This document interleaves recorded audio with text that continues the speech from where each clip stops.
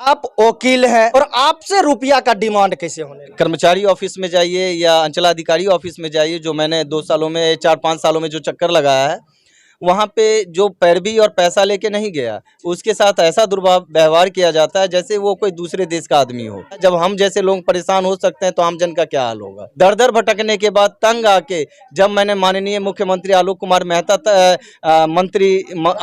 राज्य मंत्री आलोक कुमार मेहता तक लिख दिया, उसके बाद मुख्यमंत्री तक लिख दिया, जिलाधिकारी तक लिख दिया, मेल भी कर दिया। जब भी कोई रास्ता नहीं बचा तो मुझे लगा कि एक मीडिया ही एक सहारा है लास्ट, कि मेरा कोई काम हो सके। एक कहानी के तौर पे अगर हम बात करें तो बिहार में होता है भ्रष्टाचार।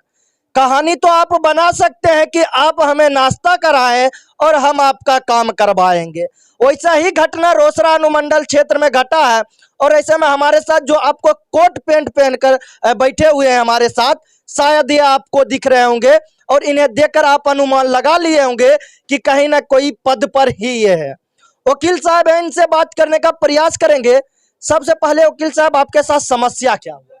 दरअसल मेरे साथ समस्या है कि दाखिल खारिज के लिए 2019 से मैं कंटिन्यू आवेदन कर रहा हूं अंचलाधिकारी रोसड़ा के ऑफिस में, बट आज तक मेरा जो है दाखिल खारिज नहीं हो पा रहा है। अब जानते हैं इनका दाखिल खारिज क्यों नहीं हो पा रहा है। शुरू में ही आपको मैं बता दिया हूं कि नाश्ता के नाम पर होता है बिहार में भ्रष्टाचार। कोई भी बढ़िया पदाधिकारी हो तो वह लूटने का काम करते हैं, कहीं ना कहीं जनता को हम कहे तो पेट पर लात मारने का काम करते हैं। हालांकि अब यह सोच रहे होंगे ये तो कोट पैंट पहने हैं और इनके पास तो इतना क्षमता है कि कहीं ना कहीं हाथ निकाले, जेब में हाथ डाले और ना जाने कितना निकाल देंगे। अच्छा, लगभग आप जैसे आपसे बातचीत हुआ तो आपने बोला नाश्ता के नाम पे हमें लूटने का कार्य किया, तो कितना मांग रहे थे? उनका मांग क्या था? अंचलाधिकारी रोसड़ा का मांग 10,000 रुपया नाश्ता पानी के नाम पर, पहले नाश्ता पानी उसके बाद 10,000 रुपया। अच्छा, नाश्ता पानी और फिर 10,000? जी, नाश्ता पानी कराइए तो कितने का? तो 10,000 का। अच्छा, दिए कि नहीं? अभी तक तो घूस तो मैंने नहीं दिया, लेकिन इस बड़ा बाबू है, अंचलाधिकारी का बड़ा बाबू है शिव कुमार सिंह, 29/4/2022 को जो मैंने आवेदन दिया था पुनर्गठन करने के लिए जमाबंदी को, उसमें उसने हाथ पैर जोड़ना शुरू कर दिया कि सर नाश्ता पानी के नाम पर दीजिए, क्योंकि हमारे यहाँ कर्मचारी की कमी है, स्टाफ की कमी है, तो हम रात में जो है लेट नाइट तक आपका काम करेंगे, कम से कम हम नाश्ता पानी के लिए दे दीजिए ताकि हम लोग 2-3 मिलकर अपना काम कर लेंगे। उसको मैंने 500 रुपया नाश्ता पानी के नाम पर 29/4/2022 को दिया था आवेदन के साथ, ताकि वो लेट नाइट रुक के हमारा काम कर दे, क्योंकि उसका कहना था कि यहाँ कर्मचारी की स्टाफ की बहुत कमी है, तो हम ही लोग लेट नाइट तक रुक के हम आपका काम करेंगे, जमाबंदी खोज के हम आपका रजिस्टर निकाल के देखेंगे।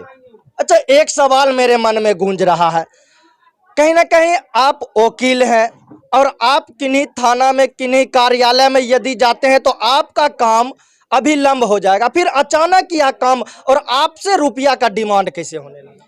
देखिए, कर्मचारी ऑफिस में जाइए या अंचलाधिकारी ऑफिस में जाइए, जो मैंने 2 सालों में 4-5 सालों में जो चक्कर लगाया है, वहाँ पे जो पैरवी और पैसा लेके नहीं गया, उसके साथ ऐसा दुर्व्यवहार किया जाता है जैसे वो कोई दूसरे देश का आदमी हो, आतंकवाद हो। उससे ना कोई ढंग से बात करता है, ना उससे कोई सही सलाह देता है, ना कोई जानकारी देती है। लोग परेशान रहता है। जब हम जैसे लोग परेशान हो सकते हैं तो आम जन का क्या हाल होगा। भूमि सहकार राज्य मंत्री आलोक कुमार मेहता जी, कब ध्यान दीजिएगा बिहार पे? और आदरणीय मुख्यमंत्री नीतीश कुमार जी, और अगर हम बात करें तो नरेंद्र मोदी जी, खास करके बीजेपी का सरकार हो या फिर लालू का सरकार हो या फिर नीतीश जी का सरकार हो, बिहार में होता भ्रष्टाचार है। और जो भी कहे, हालांकि आप तो समझ ही रहे। अच्छा, ये बताइए, जब आपके साथ ही मिसबिहेव किया गया, आपके साथ ही दुर्व्यवहार किया जा रहा है, तो आम नागरिक के साथ कैसा व्यवहार किया जा रहा है? बहुत बुरा व्यवहार होता होगा, ये तो मुझे लग रहा है, क्योंकि जब मुझे अंदर वर्दी में जाने के बाद भी कई बार बैठने नहीं दिया जाता था, कहा नहीं जाता कि आप बैठिए, बात भी ढंग से नहीं किया जाता, तो हम उससे अंदाज़ा लगाते हैं आम जन जो साधारण वेशभूषा में जाते हैं तो उसके साथ क्या होता होगा। अभी तक बीबीएल न्यूज चैनल को सब्सक्राइब नहीं किया है तो बीबीएल न्यूज चैनल को सब्सक्राइब करें। हालांकि अच्छा सर, आपसे एक और सवाल रहेगा, कहीं ना कहीं बिहार में भ्रष्टाचार हो रहा है, आपको डर नहीं लगा कि यदि हम आवाज उठाएंगे तो मेरा काम जितना जल्द होने वाला है वो भी लसक जाएगा? क्योंकि बिहार में तो हर एक व्यक्ति घूस के नाम पर ही काम करवा लेते हैं, घूस देकर ही काम करवा लेते हैं, फिर आप अचानक आवाज कैसे उठाने लगे? हाँ, इसके लिए मैं कर्मचारी ऑफिस में भी कई बारी दौड़ा, सीओ ऑफिस में भी दौड़ा।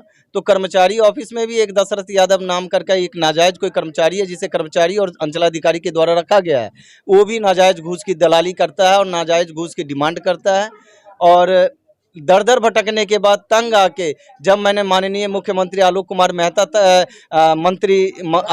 राज्य मंत्री आलोक कुमार मेहता तक लिख दिया, उसके बाद मुख्यमंत्री तक लिख दिया, जिलाधिकारी तक लिख दिया, मेल भी कर दिया। जब भी कोई रास्ता नहीं बचा तो मुझे लगा कि एक मीडिया ही एक सहारा है लास्ट, कि मेरा कोई काम हो सके। वरना मंत्री तक लिखने के बावजूद भी अगर ना सुने तो कोई मतलब ही नहीं है कि काम हो पाएगा। बिहार में रुपया है तो हर काम है। बिहार में रुपया यदि आपके जेब में नहीं है तो शायद कोई काम सफल होना नामुमकिन है। हालांकि बिहार सरकार को इस सारे चीज़ों पर निगरानी करनी चाहिए। यदि नहीं करते हैं तो कहीं ना कहीं बिहार की नाकामयाबी है। हो रहे भ्रष्टाचार में कहीं ना कहीं बिहार सरकार की भी सम्मिलित है। हालांकि आपका क्या राय है कमेंट करके जरूर बताइए। तो इसी तरह का न्यूज़ पाने के लिए जुड़े रहे BBL न्यूज़ के साथ। धन्यवाद। जय हिंद।